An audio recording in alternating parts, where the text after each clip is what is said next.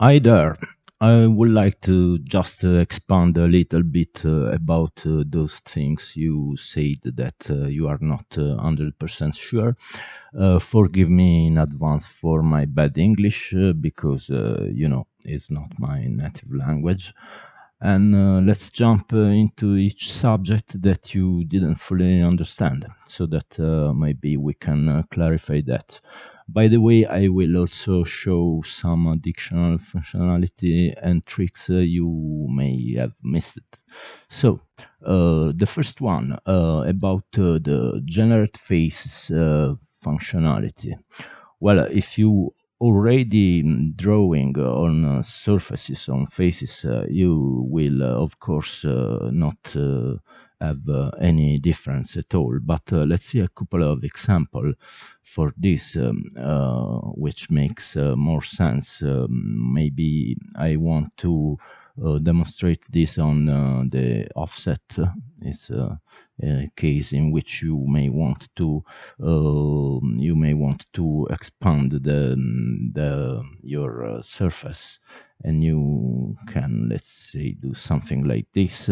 In this case, you want to generate a face, but in some other situation, you may want to just pull some guidelines, let's say, to do different things, like let's say you want to generate a pipe on a surface like this. You can just extrude a line out of the offset of this surface without generating faces, because maybe you don't want that.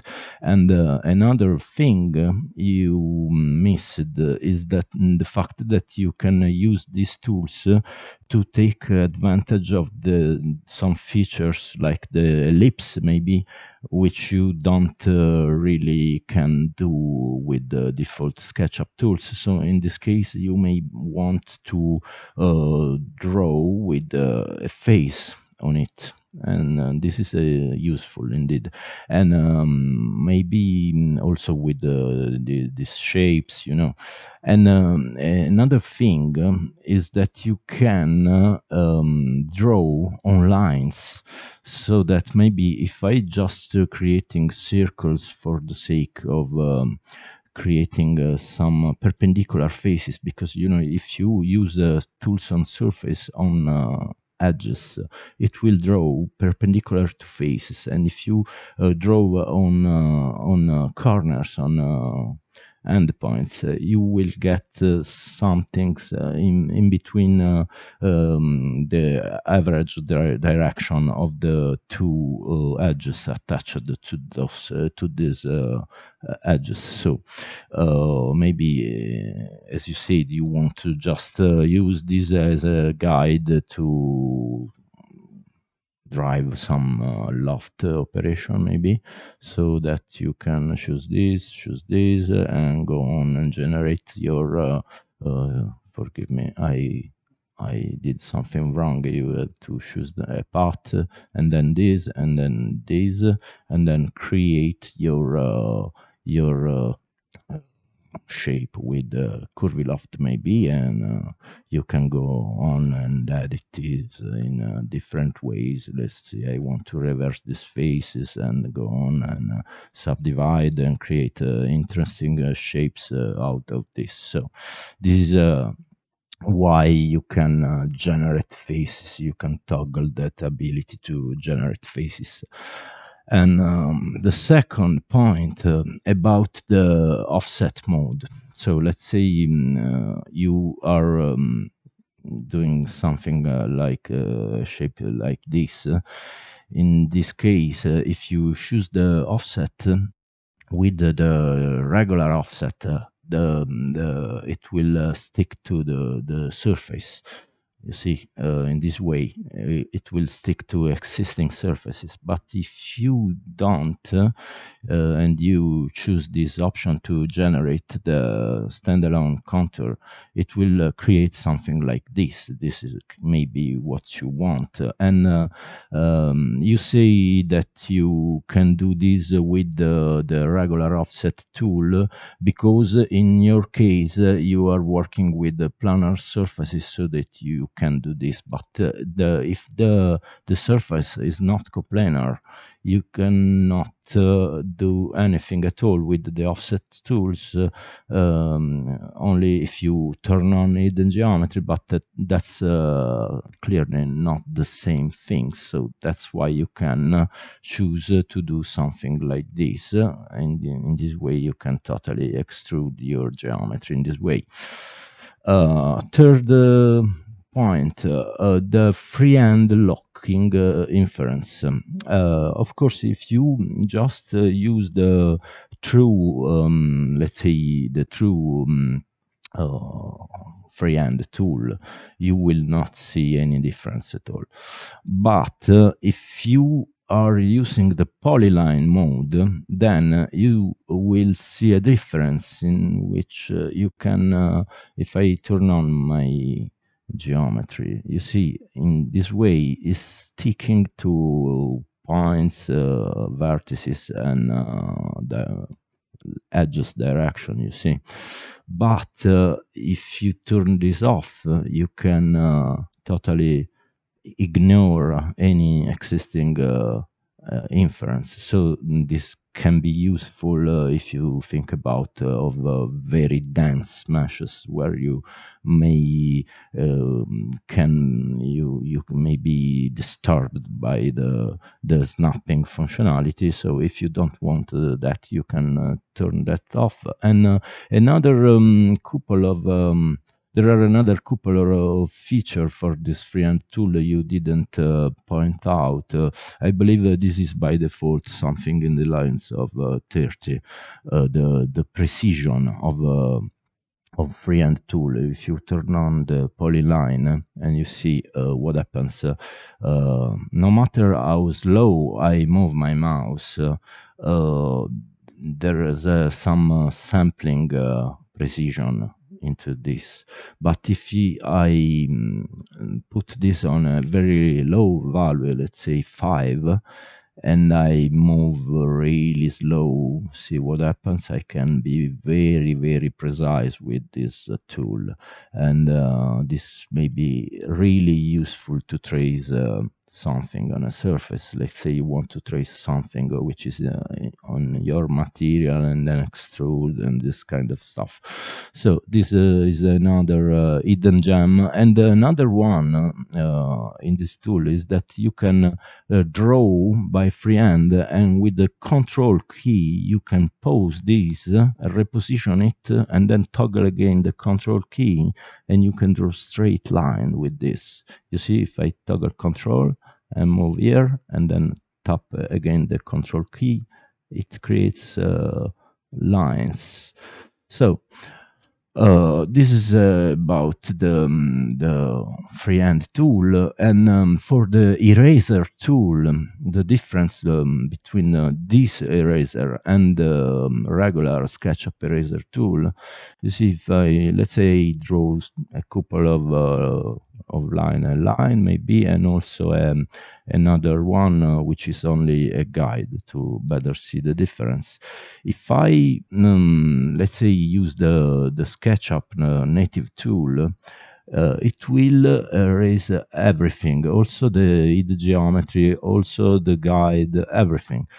But if I use this specific tool on surface eraser, I have a bunch of different options. Let's say I want to just erase the geometry I created. I can, and if I drag over the hidden geometry of SketchUp, it will not be affected. This is a first difference. Another difference is that I can, if you see in the status bar, I can toggle the ability to erase only guides, let's say. And this is another difference maybe. And also I can do the opposite and just erase plain edges. And another difference you can see is that this is a curve, and if I erase this with the regular eraser, all the curve will be erased. But if I use this one, I can choose to only erase a segment from this curve. And if I toggle shift, I can erase all the curve at once. This is the difference. Maybe I broke this, or I didn't draw this as a curve. But if I do, and I just do this with the shift key, if I hold the shift key, I can erase all of this. If I don't, I can erase single edges from this curve. So these are the main differences between the regular eraser and the tools on surface eraser. And on top of this, I'll take the opportunity to share some additional tips and tricks from tools on surfaces. One you didn't point out is the ability to draw rings. Let's say I want to add some rings, maybe at 5 centimeters, or another one, you can add a whole bunch of them. So another one at 10 centimeters, and you can also input some negative value, let's say minus 15. And you see, if now I draw, it will draw those additional rings. And this is available on all the different closed shapes. You see also for the rectangle and so on. And if I just draw on plane surfaces, it will also work. And you see that in this case, the generate faces will be generated in an alternate way. Let's say you got more of this, you got another one at 20, let's see, and see what happens. I can draw in this way. One is generated and the other one is not. This is how it works. And then another thing you maybe missed is the ability to double click to repeat the last operation. Let's say I draw a circle and then want to draw another one exactly like that. I can just double click and go on and add all different circles with the same measurements and segments. And another one is the hidden ability to generate faces for closed set of edges. And tools on surface will add this context menu to generate faces. So let's say you see it filled that empty space, and you see here I also can toggle it by a shortcut. I have a Control plus F, and I use this a lot. And as a final bonus trick, you talked about the bad topology problem on low poly meshes. And of course, that is true. I hear this all the time about tools on surface because, it merges with all the existing geometry. Let's say I got this is actually a quad mesh.